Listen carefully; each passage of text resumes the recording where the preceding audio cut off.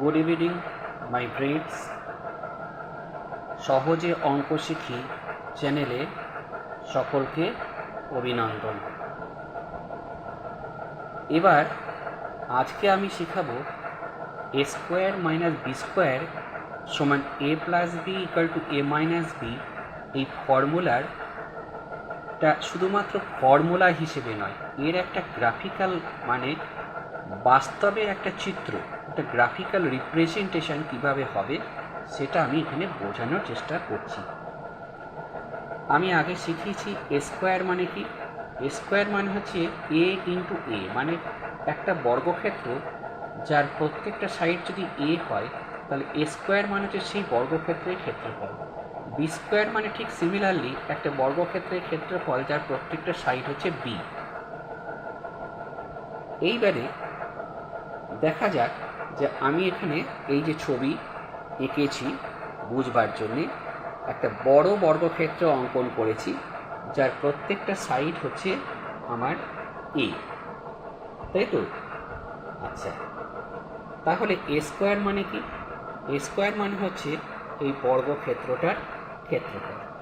এর ভিতরেই আমি একটা ছোট বর্গক্ষেত্র অঙ্কন করেছি যার প্রত্যেকটা সাইড হচ্ছে বি। তাহলে বি স্কোয়ার মানে কি? বি স্কোয়ার মানে হচ্ছে এই ছোট বর্গক্ষেত্রটার ক্ষেত্রফল। তাহলে এ স্কোয়ার মানে বি স্কোয়ার মানে কি হবে?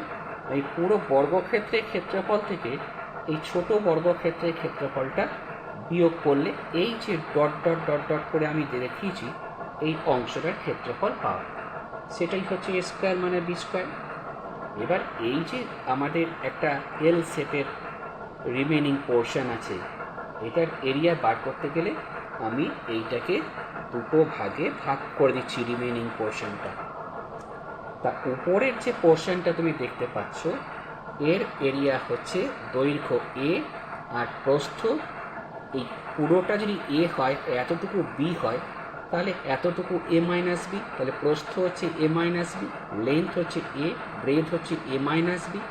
তাহলে এই লার্জ রেক্ট্যাঙ্গেলটার এরিয়া হচ্ছে কত না এ ইন্টু এ মাইনাস বি, আর এই ছোট রেক্ট্যাঙ্গেলটার এরিয়া কত না এরও লেন্থ ইন্টু ব্রেথ মানে হচ্ছে এ মাইনাস বি ইন্টু বি। তাহলে দুটো থেকে আমি যদি এ মাইনাস বিকে কমন নিয়ে নিই তাহলে আমার আসছে এ প্লাস বি। তাহলে এইটাই ছিল আমার এ স্কোয়ার মাইনাস বি স্কোয়ার এই সূত্রের গ্রাফিক্যাল রিপ্রেজেন্টেশন। এবার আমি দেখাবো যে ওই এ স্কোয়ার মাইনাস বি স্কোয়ার সমান যে এ plus B into A minus B আমি পেলাম, এইটার ব্যবহারিক কতগুলো প্রয়োগ। এখানে আমি কতগুলো ফ্যাক্টরাইজেশন বা উৎপাদকে বিশ্লেষণ করে দেখাবো যে এ স্কোয়ার মাইনাস বি স্কোয়ার সমান কী করে আমাদের সেটা ফ্যাক্টরাইজেশন বার করা হচ্ছে। প্রথম অঙ্কটাতে আছে যে X to the power 4 minus Y to the power 4। এটাকে আমরা লিখতে পারি যে এক্স স্কোয়ার তার whole square minus Y square তার হোল স্কোয়ার।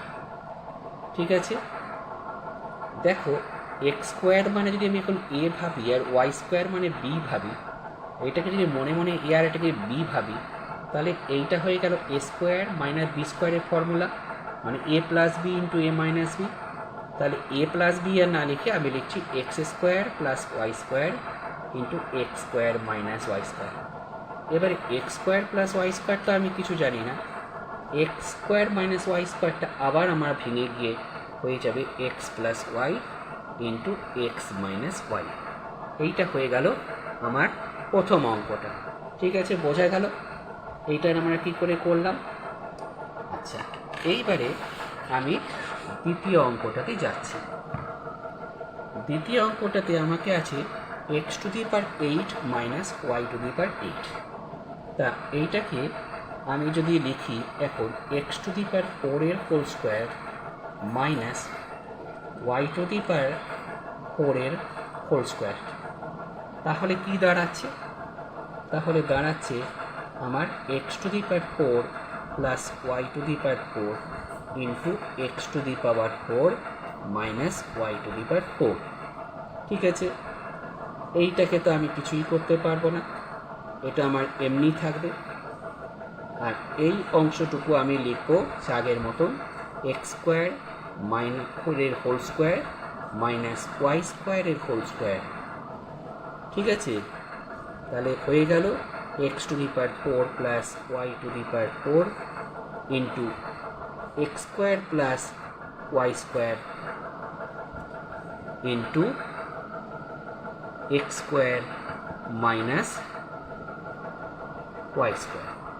ঠিক আছে, আবার এইটা ভাঙবে, এইটা ভাঙলে আমার আসবে x to the power 4 plus Y to the power 4 into x square plus Y square.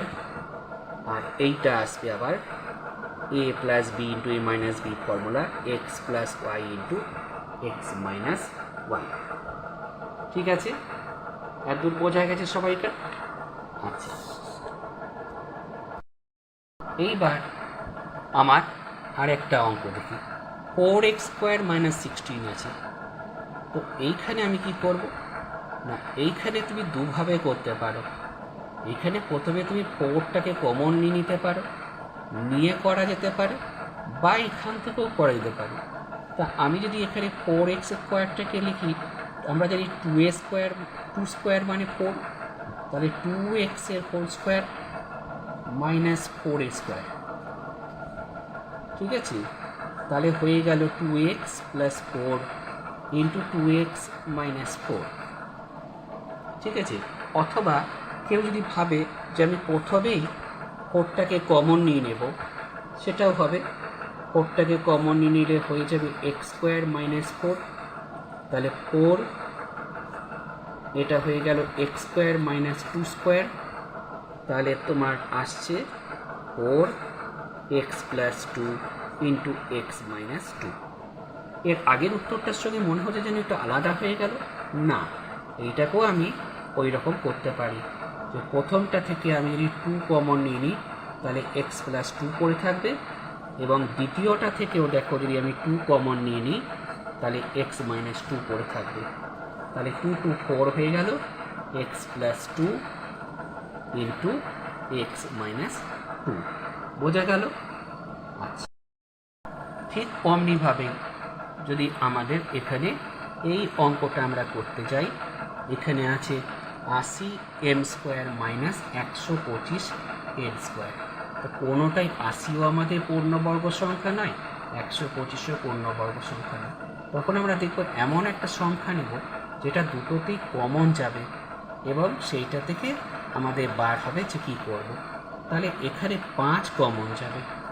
5 যদি আমরা কমন নিয়ে নিই, তাহলে আসবে 16m স্কোয়ার মাইনাস 5 25 125 হয় 25m স্কোয়ার। ঠিক আছে, তাহলে 5 হলো, এইটাকে লিখো 4m তার হোল স্কোয়ার মাইনাস 5m তার হোল স্কোয়ার। ঠিক আছে, তাহলে 5 হলো, এবারে 4m plus 5m into 4m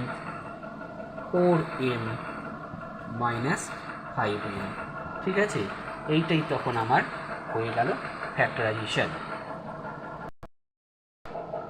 এবার আমি শেখানোর চেষ্টা করছি যে আরেক ধরনের উৎপাদকের বিশ্লেষণ, সেটা হচ্ছে মধ্যসহগ বিশ্লেষণ করে আমাদের উৎপাদকের বিশ্লেষণ বা middle term factor. Middle term, এখানে 3টে টার্ম আছে, 3টে টার্মের মধ্যে এই মিডল টার্মটাকে আমরা বিশ্লেষণ করে মানে ভেঙে দিয়ে আমরা ফ্যাক্টরাইজেশন শিখব। তাহলে প্রথম কাজ হচ্ছে এই ধরনের অঙ্ক করতে গেলে প্রথমে আমরা দেখে নেব এই কোনাকুনি দুটো সংখ্যা কী আছে। এটা হচ্ছে +30 আছে, আর এখানে আছে আমাদের +1 x স্কোয়ার। ঠিক আছে, এখানে কিছু নেই মানে +1 x স্কোয়ার আছে।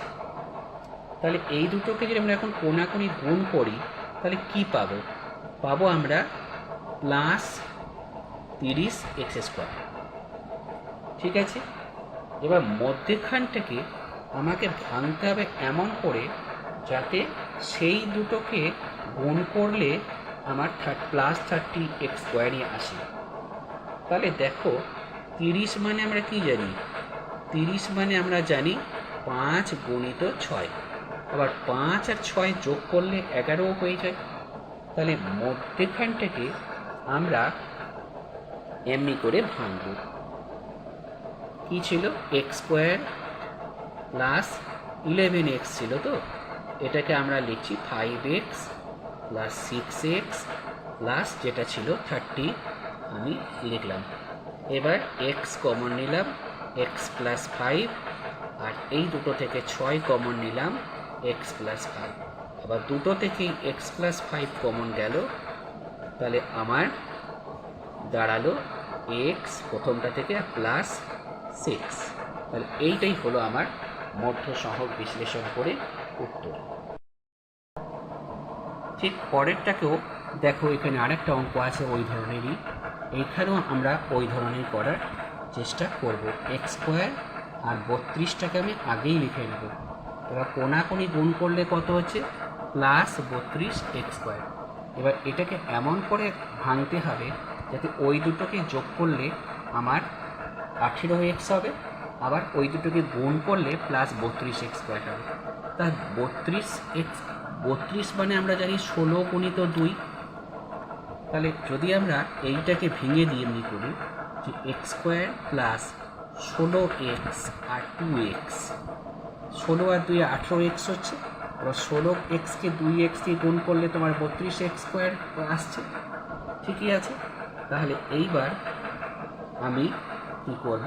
প্রথম দুটো থেকে x কমন নেব, x + 16, আর শেষের দুটো থেকেও আমি 2 কমন নেব, আমার এসে যাবে x + 16। তাহলে যদি দুটো থেকেই আমি x + 16 কমন নিয়ে নেব, তাহলে পড়ে থাকবে x + 2। 3 নম্বর অঙ্কটাতে একটুখানি আলাদা আছে। আগেরগুলোতে যেমন মধ্যেখানটাতে প্লাস ছিল, এখানে তেমন মাইনাস আছে। তো ঘাবড়ে যাবার কিছুই এমন নেই। ঠিক ওই একই নিয়ম, এই দুটোকে কোনাকুনি গুণ করলে আমার আসে +3x²। তাহলে মধ্যেখানটাকে আমাকে এমন করে ভাঙতে হবে যাতে ওই দুটোকে গুণ করলে +3x² আসে এবং ওই দুটোকে যোগ করলে -4x আসে। তা আমি 3 মানে কি? 3 1s are 3।